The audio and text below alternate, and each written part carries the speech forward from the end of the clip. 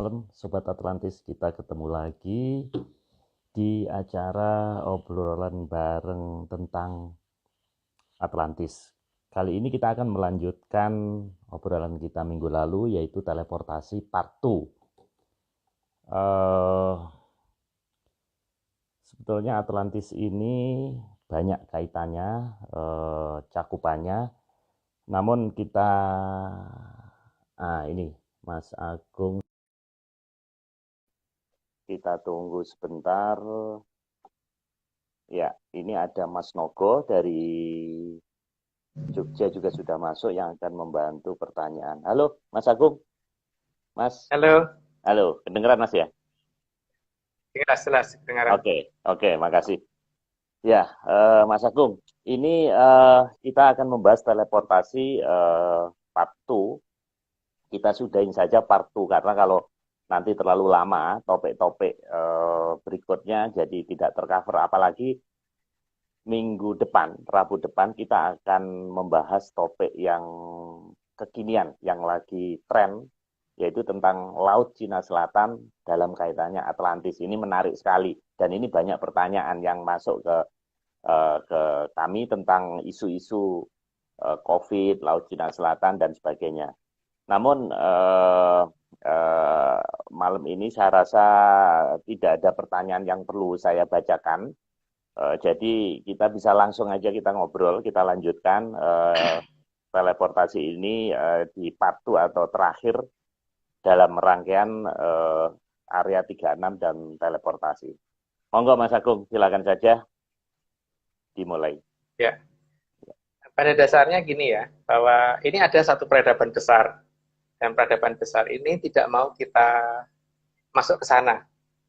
Jadi mereka mempunyai kemampuan yang sangat luar biasa, dan mereka membatasi wilayah mereka dengan dinding yang tidak bisa kita tembus, tapi mereka menteleport kita dari pindah dari satu wilayah ke wilayah yang lain, sehingga seolah-olah kita berjalan mulus, seolah-olah berjalan tanpa ada mereka, tanpa melalui wilayah mereka, tapi tanpa tahu kalau kita pernah melewati wilayah itu. Gitu. Yang kita namakan teleportasi seperti itu. Jadi wilayah yang ini kita namakan area 36 karena kita menemukannya berdasarkan kompas itu ada penyimpangan 3,6 derajat tadi yang dulu pernah kita ungkap. Jadi di sini ada satu peradaban yang tidak bisa kita masukin di wilayah itu. Nah, kemudian untuk ininya, cara teleportasinya sendiri, minggu lalu mungkin sedikit sudah kita singgung yang apa penyebabnya dan sebagainya minggu lalu mungkin sudah cukup jelas. Nah, sekarang kan beberapa ciri-ciri tempat yang akan kita perjelas.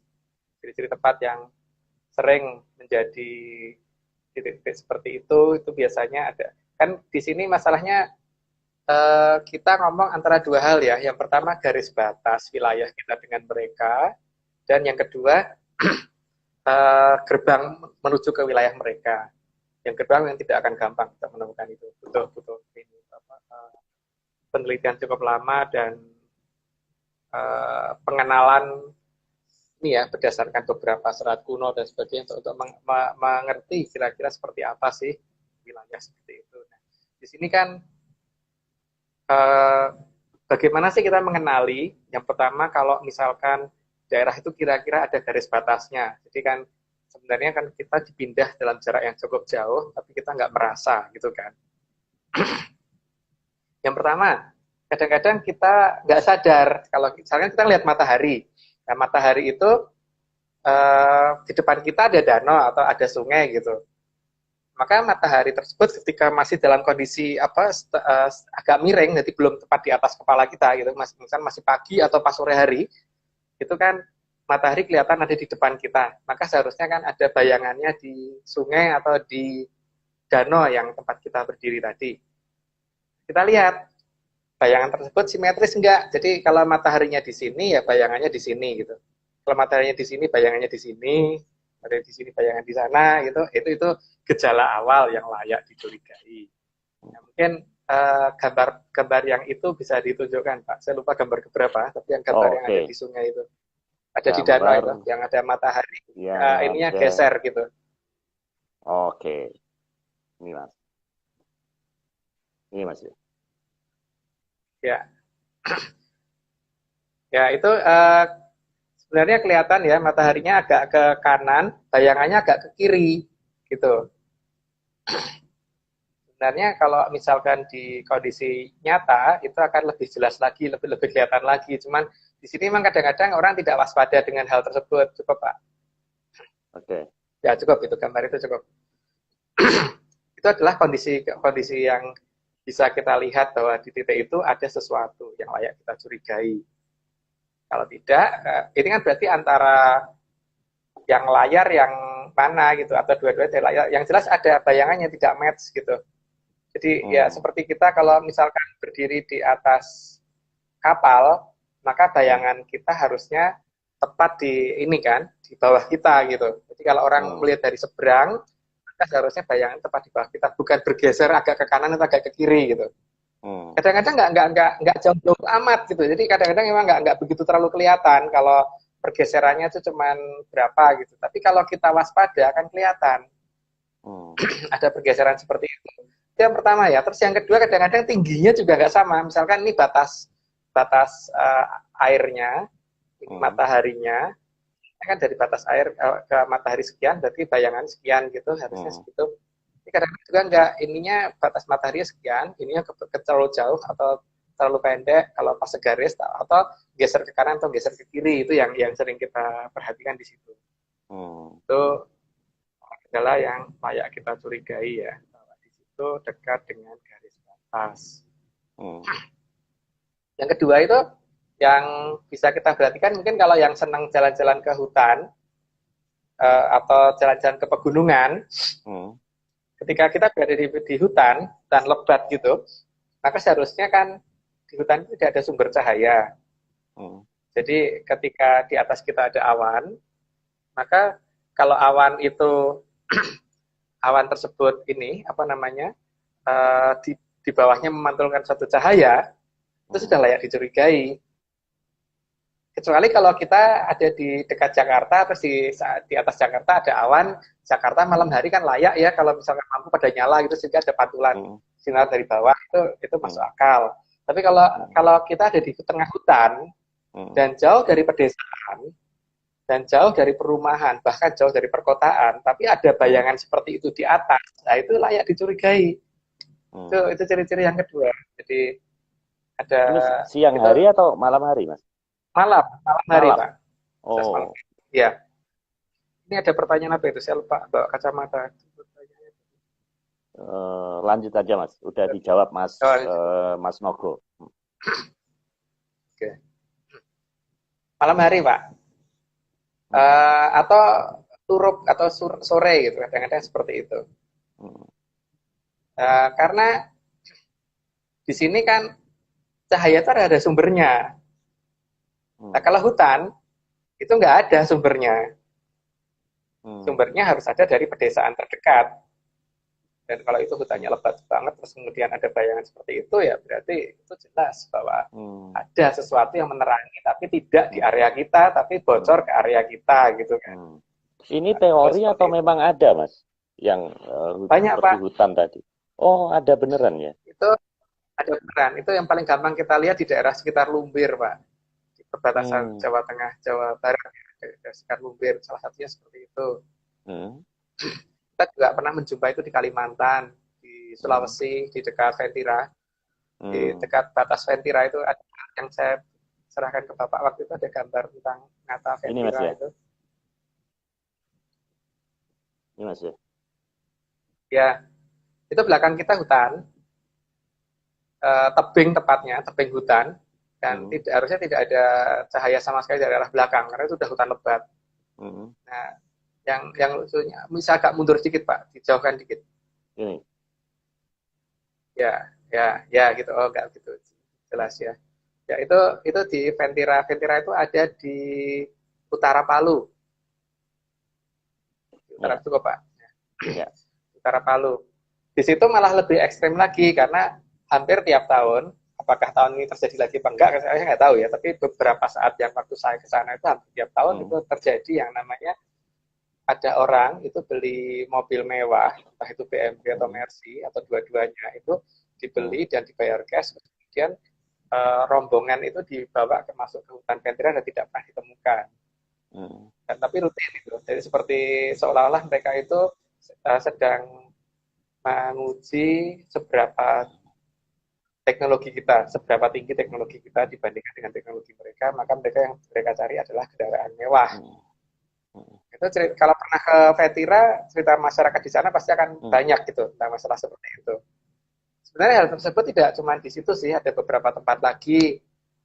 Kalau di Jawa mungkin ini ya, yang agak mendekati itu adalah kasus hilangnya bis Pahala Kencana waktu itu. Bukan hilang sih, tapi tersesatnya bis Pahala Kencana di daerah Grobogan, di hutan Grobogan di daerah mana itu dekat Purwodadi ya, selatan Purwodadi. Ada hutan kan di situ.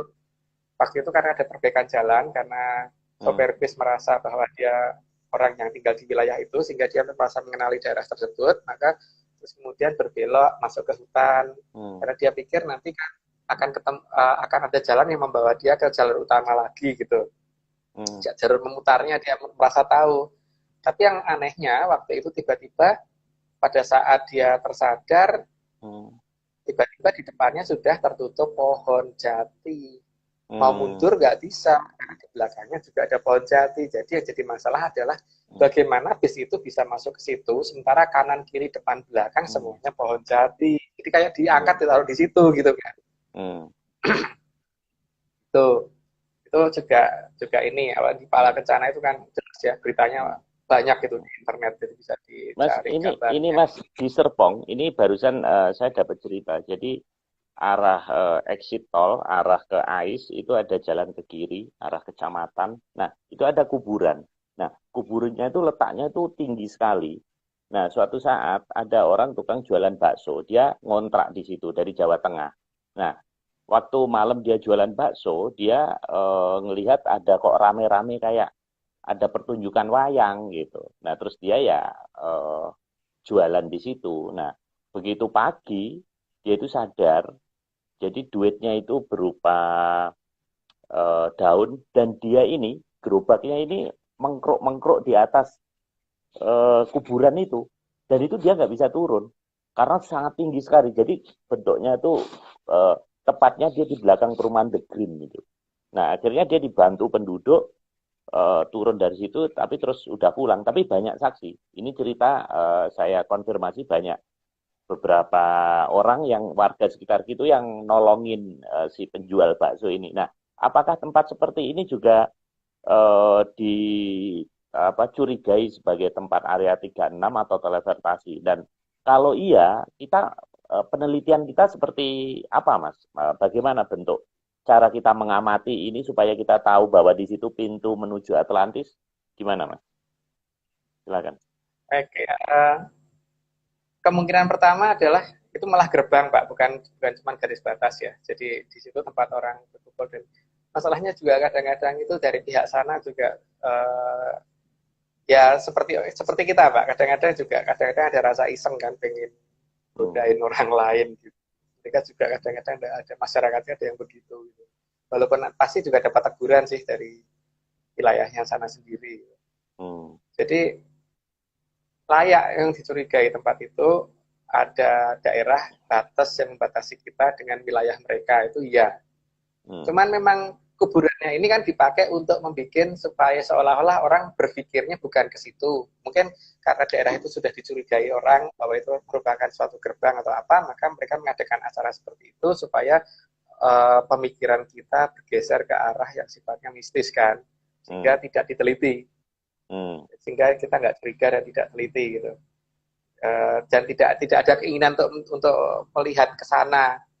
Jadi itu sengaja mereka lakukan kemungkinan seperti itu. Ya memang kasihan sih tukang baksonya jadinya. Gak gondok sih kalau mengalami hal seperti itu, juga marah juga. Cuman kalau untuk meneliti seperti itu ya, itu yang pertama kan seperti yang pernah saya ceritakan itu, bahwa di tempat-tempat seperti itu biasanya terjadi ketidakwajaran. Jadi misalkan kalau kita mencoba dengan menggunakan pistol air gitu, paling gampang kan pistol air ya, jadi dari samping kita video. Biasanya pola lompatan airnya tidak sama dengan kalau kita coba di daerah yang normal gitu. Yang pertama. Yang kedua, kalau kita ngelempar batu juga, kalau kita video, nanti kita sambil lihat pola lintasannya itu juga nggak akan sama. Jadi kita jangan mencoba pakai alat-alat yang rumit dulu deh Pak, yang gampang dulu. Jadi yang gampang itu kan pistol air, itu center kalau malam, dan sebagainya. Jadi pola, misalkan center kita sudah coba dulu, misalnya dalam rumah kita matiin, center kita nyalain, nanti pola dalam jarak sekian meter, pola lingkarannya seberapa. Gitu.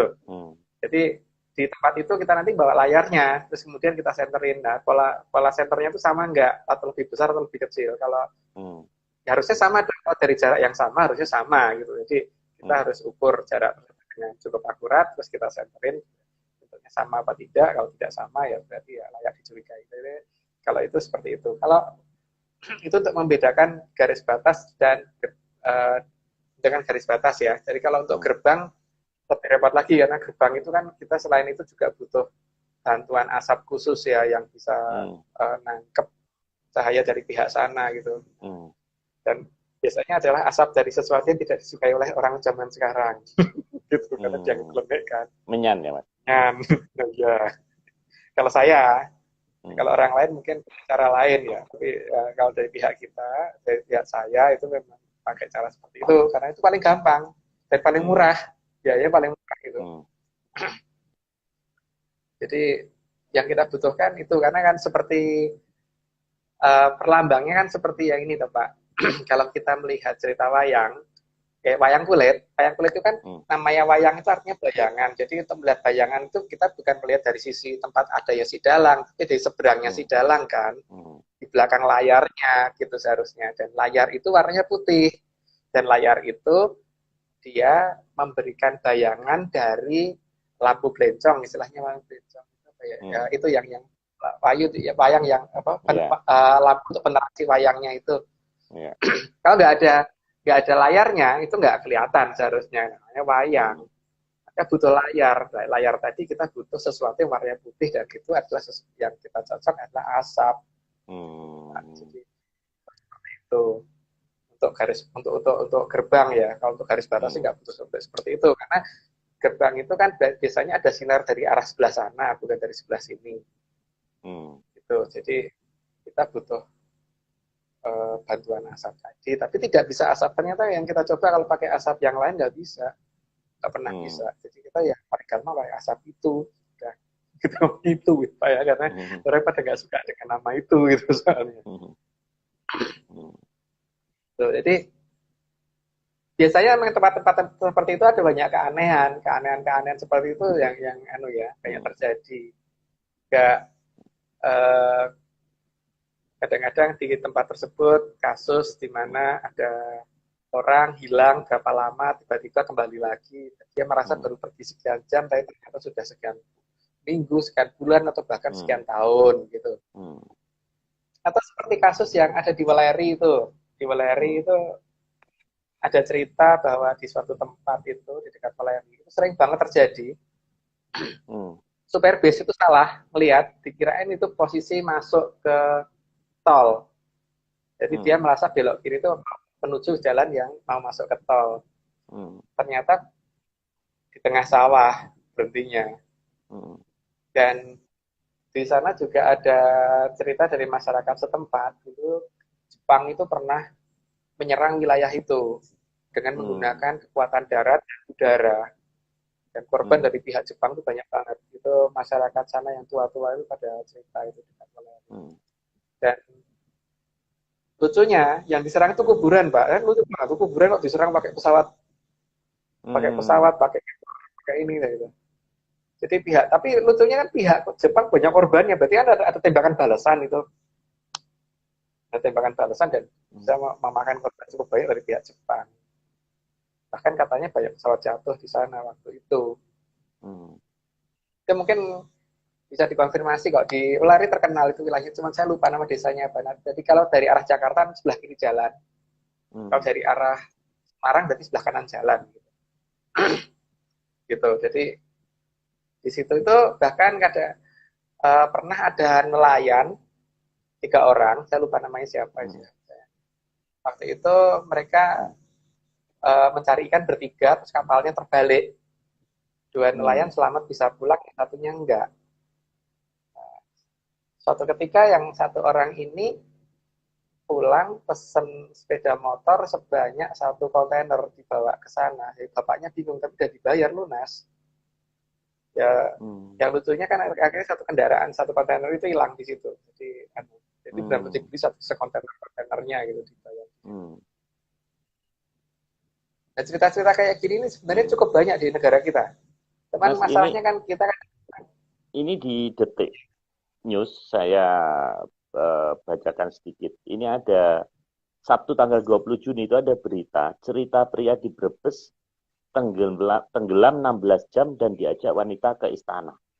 Seorang pria asal Brebes bernama Tarjono mengaku kan tenggelam di sungai. Petani ini mengaku diajak keliling desa dan istana di desa dan istana selama 3 hari oleh seorang wanita cantik dan sebagainya.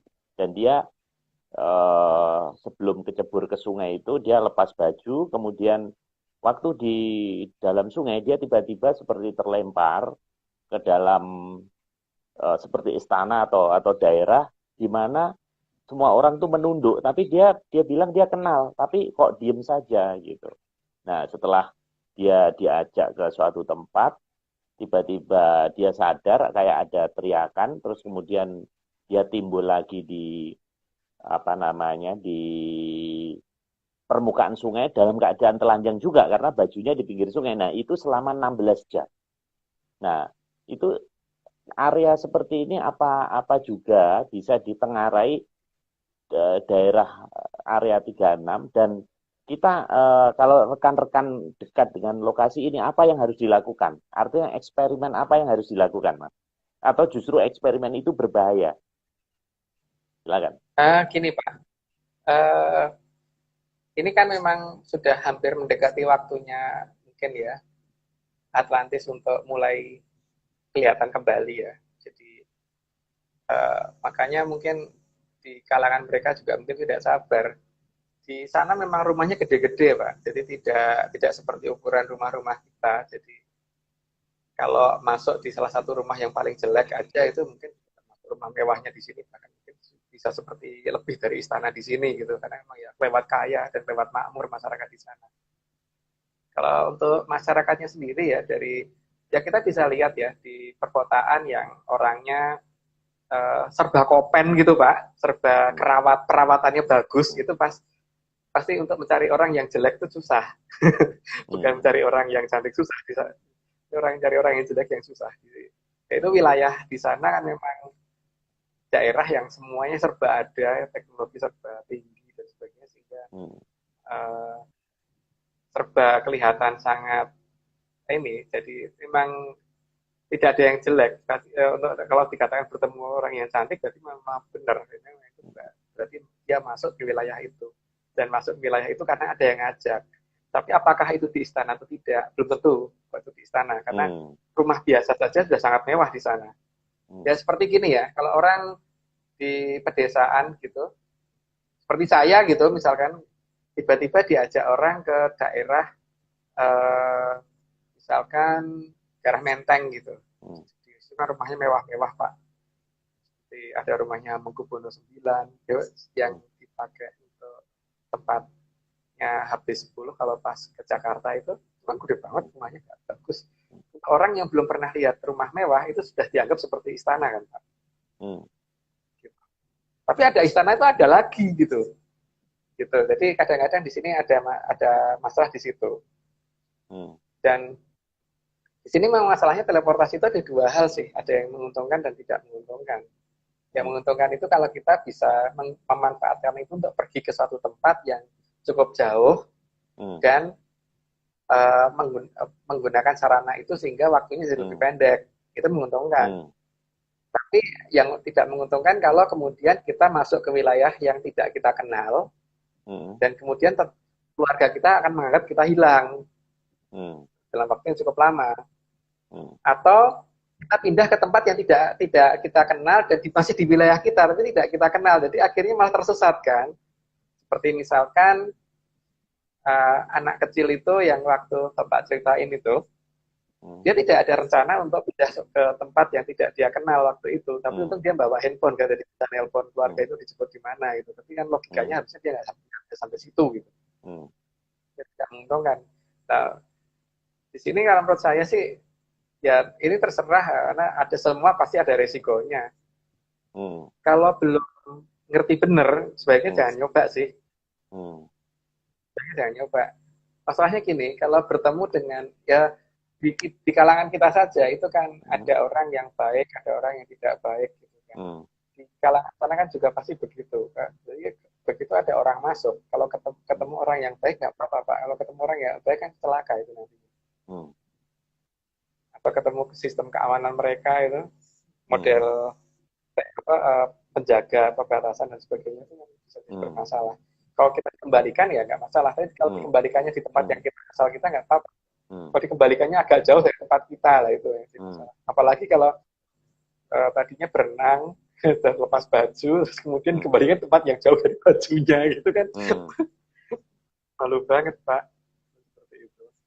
Nah, Mas, ini sebenarnya kan ini peradaban yang maju. Nah, pada saat kita masuk ke dunia dia, itu kita curi teknologi dia, terus kita bawa ke sini itu mungkin nggak? Karena kan tujuan kita apa? Mempelajari Atlantis, teleportasi. Ini kan berarti di sekitar kita ini ada satu makhluk peradaban yang sangat cerdas, yang teknologinya tinggi. Nah, kalau kita masuk ke dalam lewat teleportasi, kemudian kita balik lagi dengan membawa oleh-oleh, gitu.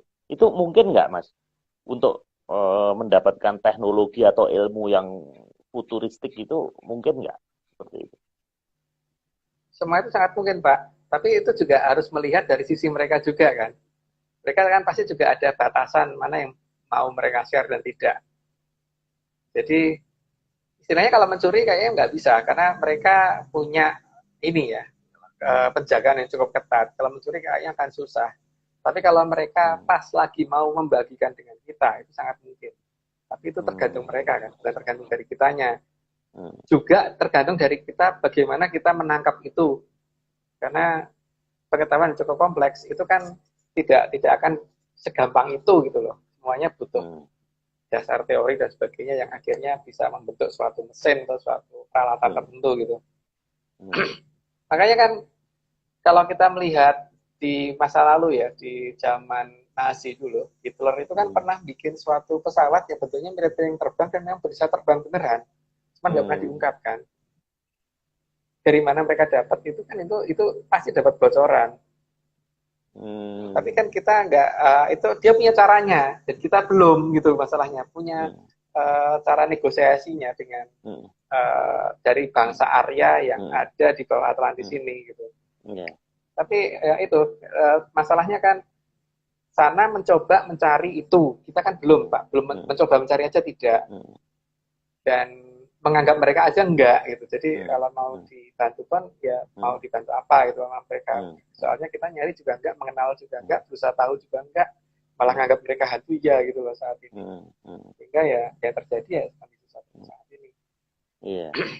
Ya, seperti misalnya gini Mas, leluhur kita, anggap aja yang terkenal Jongko Joyoboyo misalnya. Nek wis Pulau Jawa Kalungan Wesi. Nah, pengertiannya kan ada rel kereta api, kemudian jalan tol. Kan kita nggak kebayang ini dulu. Nah, kalau leluhur kita kan hanya meramalkan apa yang akan terjadi. Nah, kalau kita lebih cerdik lagi, kita mengambil teknologinya, mengambil teknologi masa depan, kemudian kita bawa ke sini kan lebih bermanfaat. Bukan hanya meramal akan begini, akan begitu. Nah, itu kalau itu eksperimen itu bisa dilakukan kan, atau kita bersahabat lah paling enggak. Toh kita juga enggak musuhin juga kan, kita dianggap bangsa bodoh. Kita bersahabat dengan mereka, pertemanan, nah dengan harapan kita bisa mendapatkan ilmu-ilmu yang misal apa gitu kan lebih bermanfaat itu Mas Agung. Gimana itu Mas? Kita sedang mencoba itu Pak, kita sedang melakukan itu memang. Tapi memang kita tidak umumkan ke masyarakat memang, karena ya kita juga tidak mau terima resiko dari ini ya kebaikan mereka kemudian gara-gara kita ngajak orang justru malah jadi ada masalah baru. Itu yang pertama itu Hmm. ya. Terus yang kedua, misalkan kita diundang ke sana dalam jangka waktu yang Hmm. cukup lama gitu, Hmm. ada orang yang ikut dan nanti keluarganya bagaimana Pak? Apakah akan dianggap hilang gara-gara kita? Terus setelah itu apakah anak itu pada saat ikut kita nanti di sana kalau nggak mau pulang gimana gitu? Karena tempat yang Hmm. sangat bagus itu kan juga kadang-kadang membuat orang lebih kerasan di sana daripada di sini kan. Hmm. Itu makanya memang kita tidak bicara untuk hal-hal seperti itu. Tapi kita Hmm. mencoba, emang ya. Kalau kita ditanya emang iya kita mencoba untuk hal seperti itu. Hmm. Cuman kita ungkapkan, ya memang iya. Kalau tapi memang belum sampai pada teknologi yang ini ya, yang sampai yang sudah mereka miliki belum karena Hmm. kemampuan dari kapasitas otak saya dan teman-teman yang Hmm. pernah ikut itu tidak bisa belum bisa menjangkau keseluruhan. Hmm. Tapi untuk hal-hal kecil paling tidak iya gitu. Hmm. Minimal seperti bagaimana sih apa sih salahnya di teori dasar kita seperti di matematika salahnya apa, fisika salahnya apa, ini Hmm. sudah mulai diberitahu pelan-pelan. Makanya ini kan saya sedang ngelis urutan bahwa apa sih yang membuat kita nggak maju seperti misalkan kita ada salah teori di bagian ini sehingga alat ini nggak bisa ditemukan. Hmm. Kita salah perhitungan ini sehingga bentuk seperti ini tidak bisa dibuat gitu kan. Hmm. Itu sedang kita urut memang. Hmm. Dan Pak Marius kalau mau ikut membantu ininya bikin tulisannya, saya senang banget untuk Wah, masalah itu karena boleh, boleh. Keren, keren. sedang kita urut memang. Ya. Makanya kan dulu sempat kita bikin grup namanya Greget Nusantara itu kan salah satunya itu Hmm. menunjukkan ini loh di fisika ada yang salah ini. Tapi akhirnya kita hentikan dulu karena uh, saya juga tidak mau kalau semuanya langsung kita ungkapkan, Hmm. akhirnya sana justru malah nggak suka kalau ini terungkap keseluruhan gitu kan. Hmm. Saya juga harus melihat batasan-batasan Hmm. bahwa mana sih yang diizinkan sama mereka dibuka, dihukum dan tidak gitu. Memang belum semuanya kita buka. Hmm. Dan memang sudah ada beberapa penerapan-penerapan yang tidak bisa kita ceritakan di sini, sehingga Hmm. bagaimana kita mendatangi sana, bagaimana Hmm. kita masuk ke Hmm. lautan tanpa Hmm. tanpa basah dan sebagainya memang Hmm. belum kita ceritakan ke masyarakat. Mas, Tapi Mas, Mas Agung, ini di eh, film Star Trek sebetulnya teleportasi ini ada. Nah, ini saya menemukan namanya transporter. Jadi ini adalah alat yang dipakai dalam film Star Trek ini convert person or object into energy pattern, kemudian dematerialization, kemudian di beam ke target location, kemudian di convert lagi ke material lagi. Nah, ini kalau dilihat kan ini kan jauh dari klinik ya. Ini artinya ini luar biasa gitu. Jadi yang kita obrol ini teknologi yang dahsyat gitu. Nah, ini kalau pendekatan apa ya, spiritual atau pendekatan apa tadi itu kita bisa apa namanya menerapkan ini kan luar biasa kan. Artinya eh, di dalam Star Trek sendiri gitu. Itu cerita fiksi pun ini juga topik ini juga menjadi satu apa namanya satu bagian atau episode yang mencengangkan gitu. Nah ini maksud saya bisa nggak kita pecahkan, misalnya rumusnya gimana atau kalau dijabarkan dalam teori fisika atau kimia segala ini teleportasi ini gimana mas? Bisa nggak? Jadi kita juga nggak kalah kita dengan asing kan gitu. ya kita sedang mencoba merumuskan pelan-pelan, Pak. Karena ya keterbatasan dari kemampuan kita juga ya. Yang pertama itu ya. Tapi pada dasarnya teorinya nggak begitu. yang kita Oh, terima ya, nggak begitu. oh Beda berarti banget. berarti teori Einstein Ya, salah mas. Masa jadi bukan energi, teori. Ya, energi itu jadi masa. betul. Tapi tidak seperti itu yang dilakukan mereka, tidak seperti itu yang saya tahu. Hmm, Jadi gini Pak, uh, pada dasarnya kalau kita melakukan hal yang membosankan dan hmm, maka kita akan merasakan waktu yang berjalan melambat cukup lama. Dan kalau kita merasakan waktu melambat, berarti jumlah gambar per detik yang kita terima akan lebih banyak daripada orang normal. hmm, Kalau kita merasakan yang kondisi yang lebih lambat lagi, maka kita akan merasakan akan melihat gambar yang lebih banyak lagi dan semuanya akan bergerak makin pelan. Dan ketika pelan tersebut makin kita bisa merasakan hal yang sangat pelan tadi, maka dari satu berkas cahaya ke berkas cahaya yang lain kita bisa lihat jaraknya, jedanya bisa kita lihat. Nah kalau itu bisa kita lihat, maka kita minimal kalau kita bisa menghindari berkas cahaya tersebut, jadi kita bisa nggak kelihatan. Yang pertama itu yang dinamakan dengan aji kemayan kalau di Jawa atau aji panglimunan, tergantung ya.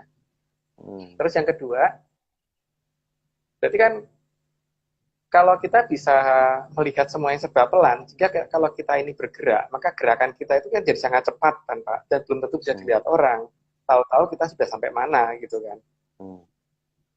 Nah, masalahnya di sini untuk membuat suatu kondisi yang membuat kita menjadi merasakan waktu itu lama, itu kan yang diketahui oleh orang zaman sekarang itu baru dengan satu ketakutan. Kalau orang ketakutan kan pasti merasakan waktu yang lama. Yang kedua, orang yang sedang sakit, orang di opname di rumah sakit dan pengen cepat pulang, itu malah rasanya nggak jalan-jalan. Sedang menunggu orang, misalkan kayak menjemput orang menjemput saudara di stasiun gitu. Kondisi-kondisi ini kan membuat kita jadi waktu melambat. Tapi melambatnya tidak melambat sampai pada posisi yang diinginkan gitu. Terus berpuasa, itu juga begitu. Atau kita mengalami hal yang tidak nyaman. Ya pada intinya, kalau kita mengalami hal yang tidak nyaman, maka kita akan merasakan waktu melambat. Nah, hal yang tidak nyaman itu bisa dilakukan dengan duduk yang tidak enak, dengan mendengarkan suara yang tidak enak, ada gangguan getaran frekuensi yang tidak membuat kita tidak nyaman dan sebagainya. Dan mereka sudah ngerti di frekuensi di berapa dan di getaran di berapa dan di gangguan dengan sinar yang seperti apa, membuat orang tidak nyaman. Ketidaknyamanan ini membuat kita menjadikan waktu melambat dan sehingga pada saat dia bergerak satu langkah itu jadi jauh banget Pak. Gitu. Tapi tidak seperti yang diceritakan di Star Trek itu yang saya tahu. Karena itu dari hasil hasil gak boleh ngaku kalau katanya teman-teman. Hasil yang kita lakukan tapi gak boleh ngaku gitu. Jadi seperti itu. Jadi beda, jadi tidak orang istilahnya dipetani dulu, diurai dulu, terus baru dipindah, terus kemudian digabung lagi, enggak begitu. Enggak begitu ya. Itu. Enggak. Tidak. Yang saya tahu enggak loh ya, tapi enggak tahu kalau ada orang lain yang bisa membuat seperti itu ya monggo. Tapi kalau yang saya tahu, Arwasi tidak melakukan hal seperti itu. Karena artinya kan fisik manusia masih fisik manusia, tidak dijadikan fisik lain dulu gitu.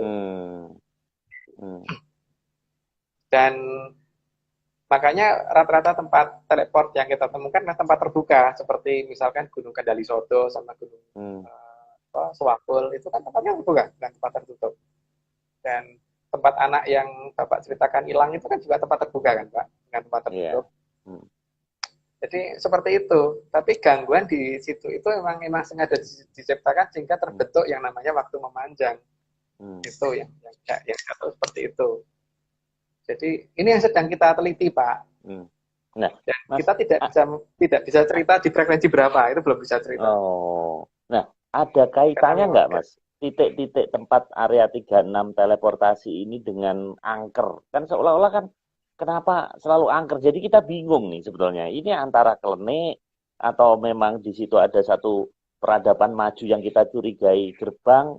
Kenapa selalu di tempat seperti itu? Atau kebetulan atau memang mereka memilih di tempat seperti itu, Mas? Apakah maksudnya di gedung perkantoran yang modern gitu? Misalnya di Jenderal Sudirman, Tamrin gitu. Apakah ada juga gerbang teleportasi itu? Atau hanya tempat-tempat yang seperti kayak tadi di gunung, di tempat-tempat yang sepi, ya.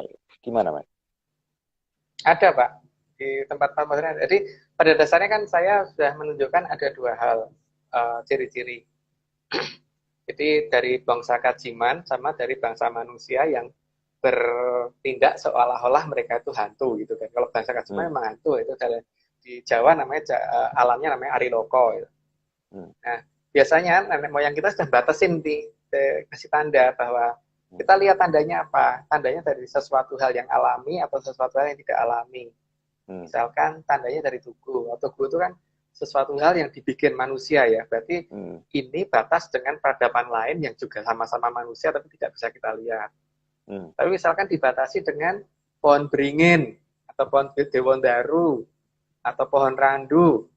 Ini berarti batas ariloko dengan kita. Jadi batas memang dari bangsa-bangsa halus beneran gitu, Pak. Jadi di sini memang ada seperti itu, memang ada. Jadi bukan saya ngomong nggak ada, tapi beda. Ciri-ciri batas wilayahnya ditunjukkan dengan hal yang sangat berbeda. Kita bisa melihat dari, misalkan bentuk batasnya candi, oh berarti ini batas dengan peradaban yang kita kenal seharusnya, yang seperti kita. Tapi kalau batas itu dari sesuatu yang sifatnya alamiah, alamiah itu berarti seperti pohon, gunung, bukit, itu alami. Walaupun bukit itu bukan benda hidup, tapi bukan yang dibikin manusia. Itu berarti memang batas dengan kalangan mereka, kalangan Ariloko namanya. Jadi bangsa memang bangsa yang tidak kelihatan. Nah terus mereka memang kemudian supaya kita tidak berpikir terlalu panjang dan supaya kita tidak curiga keberadaan mereka, memang mereka kemudian berusaha membuat seolah-olah tempatnya angker. Nah dengan begitu kan nggak akan berpikir jauh, Pak. Ya mikir oh ini pasti demit gitu kan, oh ini pasti pengajiman, itu masih lembut hanya begitu. Tidak akan dipikirkan lebih lanjut. Sehingga untuk keamanan wilayah mereka juga lebih baik karena kita tidak berusaha untuk mencari itu apa gitu. Oke. Gitu. Mas ini ada masih beberapa slide mungkin bisa diterangkan Mas karena waktu tinggal 15 menit. Ini ada gambar danau, ini apa nih kira-kira Mas? Apa yang mana?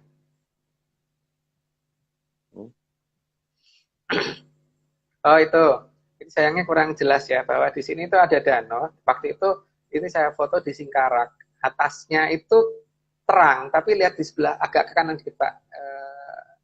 Nah itu kelihatan ada satu bayangan di danau. Ini Mas. Ada satu bayangan di danau ya.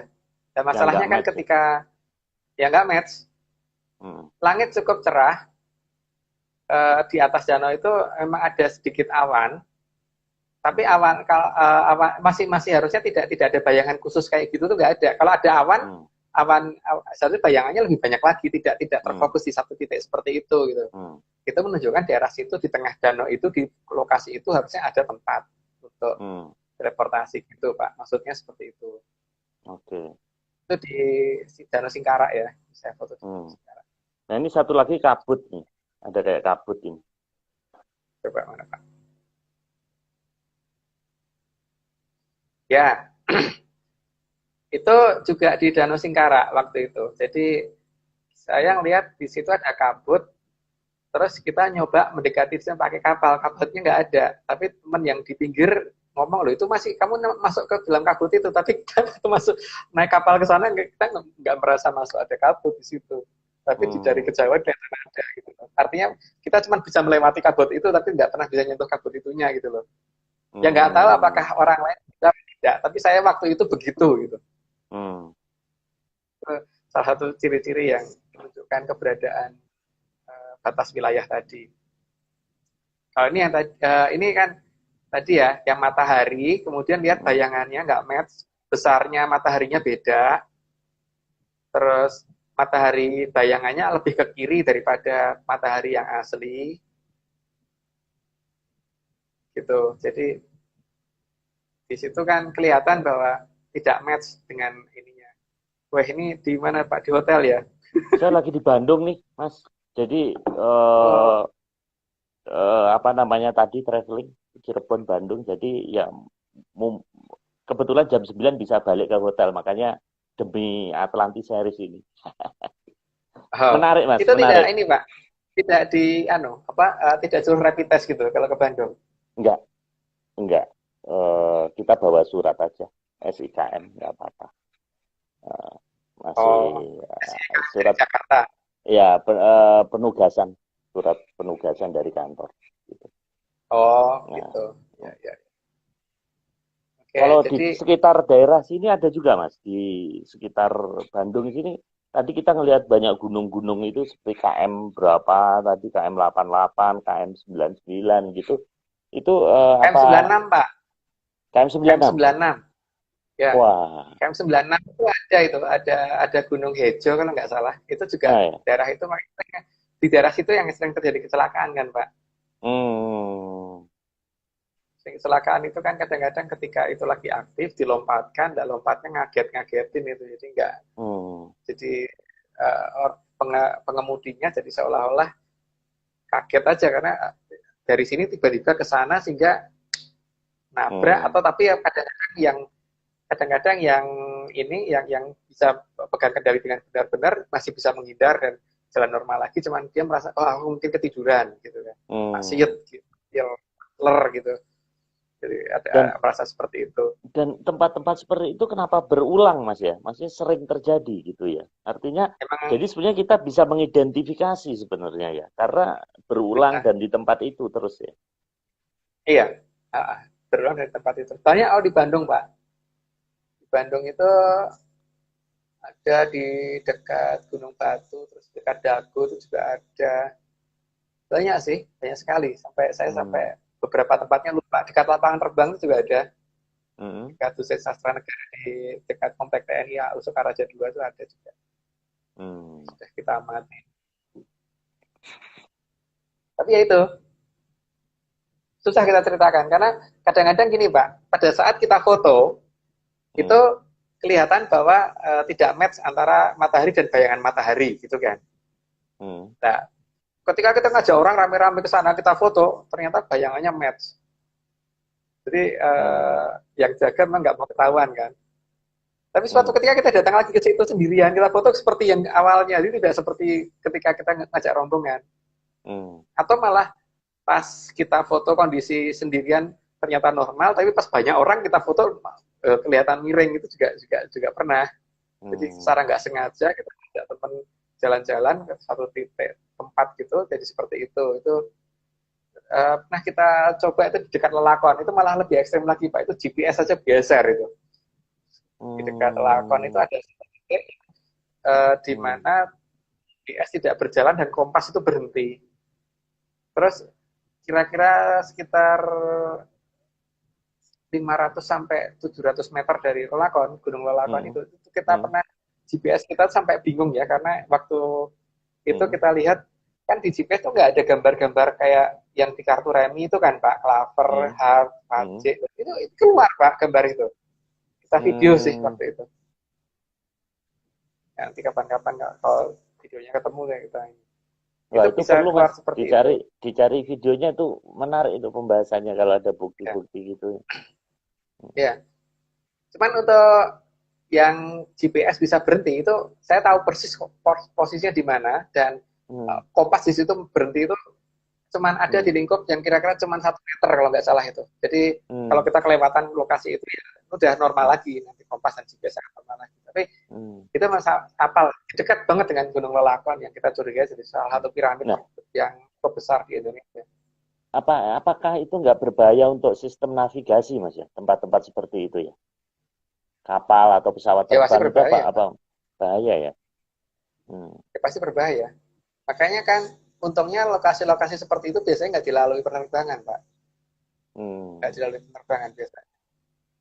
Jadi ya mereka juga ngerti ya, kira-kira sekian tahun lagi kita akan mengenal peradaban dengan menggunakan pesawat terbang, sehingga lapangan Hmm. terbang kira-kira akan ada di sana, sehingga gerbang yang Hmm. dibuka sebelah sini supaya tidak mengganggu dan tidak dicurigai gitu. Mereka sudah Hmm. menghitung itu semua Hmm. gitu.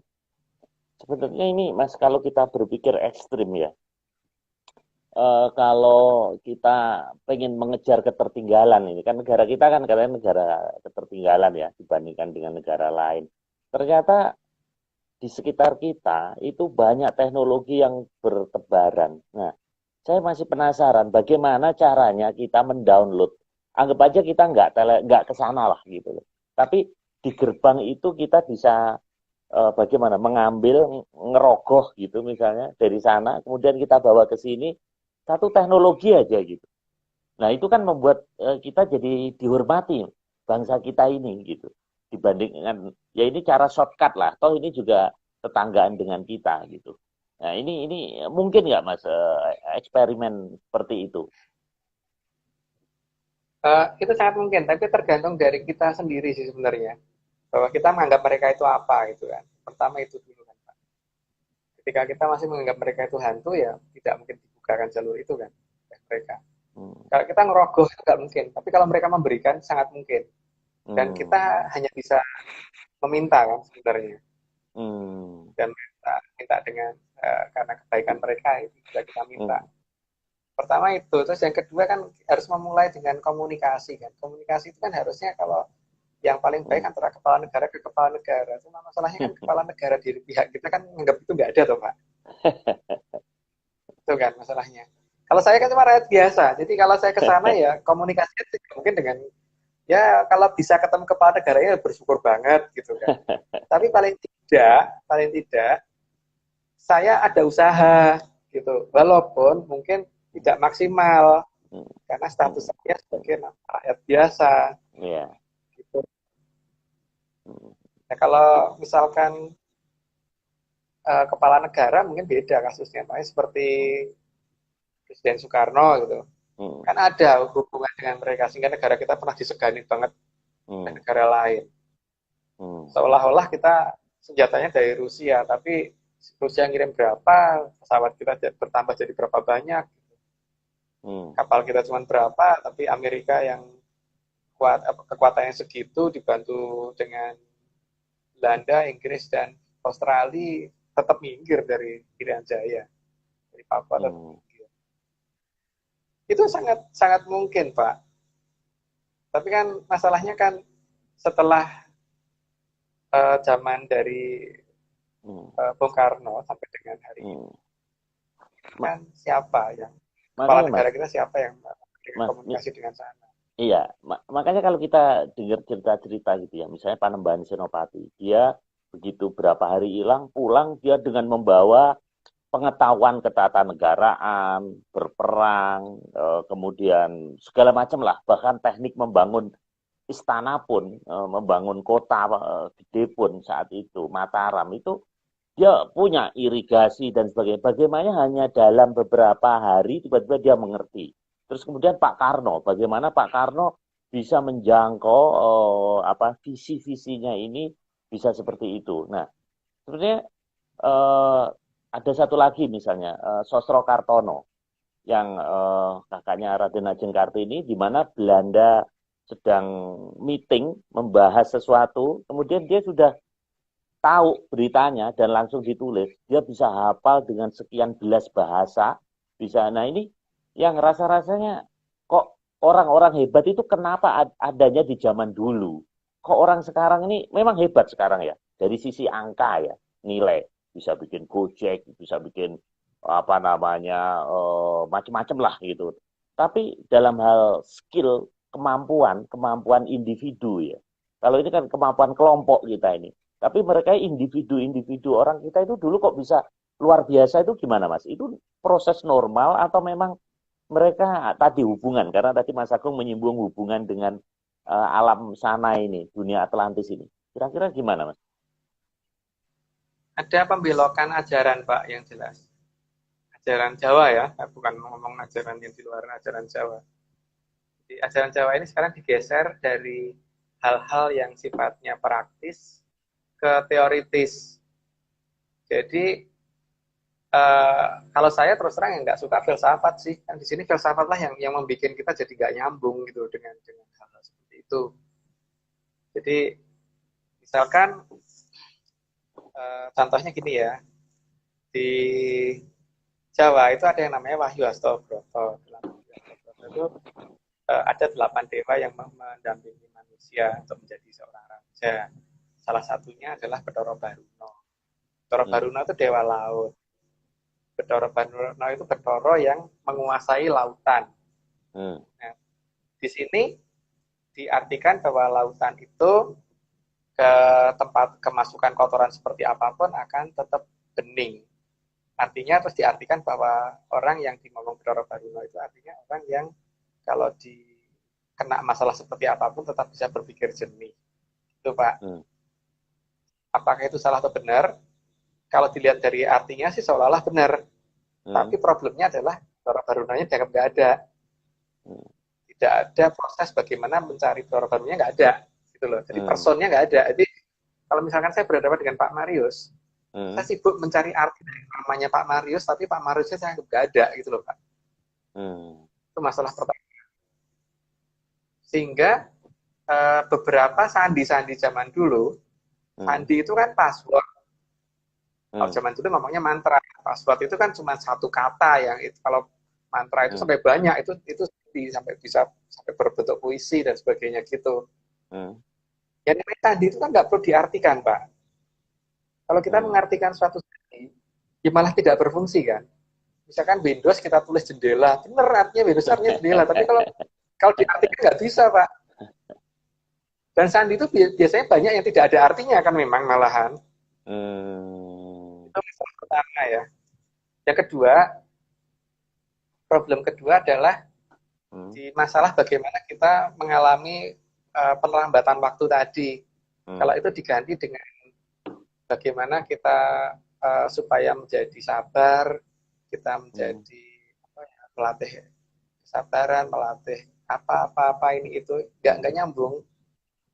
Jadi untuk orang Jawa loh saya ngomongnya ya, bukan untuk yang berhubungan dengan agama. Jadi kalau orang Jawa berpuasa bukan untuk melatih kesabaran, tapi untuk bagaimana merasakan waktu melambat supaya kita bisa melihat sesuatu yang tidak bisa dilihat orang lain gitu.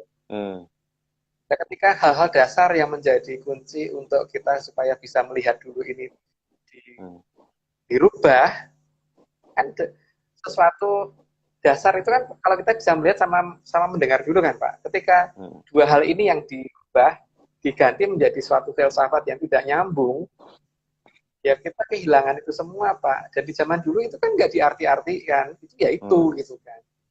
Istilahnya itu dan ajaran-ajaran sekarang kan lebih banyak diarahkan ke bagaimana orang menjadi baik tapi nggak jadi sakti kalau kata teman-teman begitu. Jadi tidak, ya wajar kalau hilang akhirnya.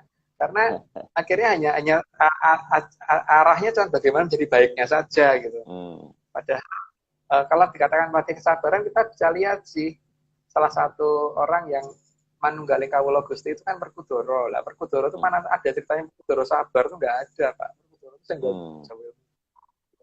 nggak pernah sabar, nggak nyambung jadinya.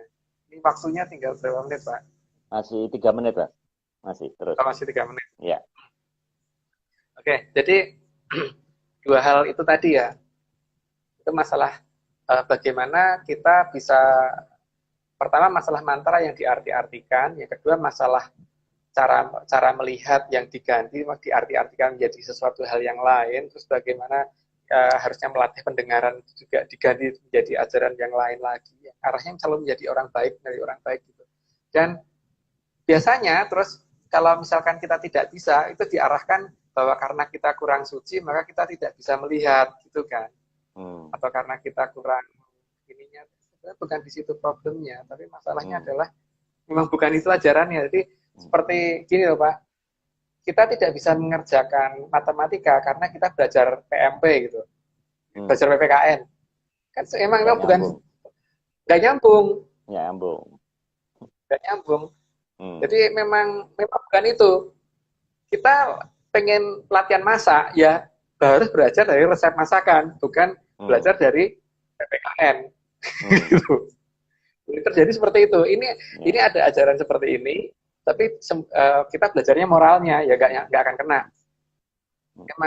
Memang moral penting, tapi itu bukan itu gitu loh. Jadi seperti misalkan kita bikin memperbaiki mobil gitu. Memperbaiki mobil itu ada aturannya gini, ada mesin kunci ini, kunci itu, terus ini bagian mesin itu, ada namanya masing-masing, ada bagiannya masing-masing gitu. Itu bukan pelajaran PPKN, bukan pelajaran moral gitu loh, Pak. Itu yang jadi masalah utama. Yang saya ketahui. Oke, Mas. Ini waktu udah tinggal 30 detik, jadi saya mau memberikan closing. Jadi tadi menarik. Jadi Atlantis ini suatu kerajaan, satu negara modern yang maju yang punya presiden. Makanya siapa tahu nih didengar Pak Jokowi membentuk satu tim pemburu gerbang Atlantis dan kita bisa berkomunikasi untuk mendapatkan ilmu yang bermanfaat. Oke Mas, selamat malam. Waktu sudah Ya, habis. selamat malam. Sekian, terima kasih. Terima kasih.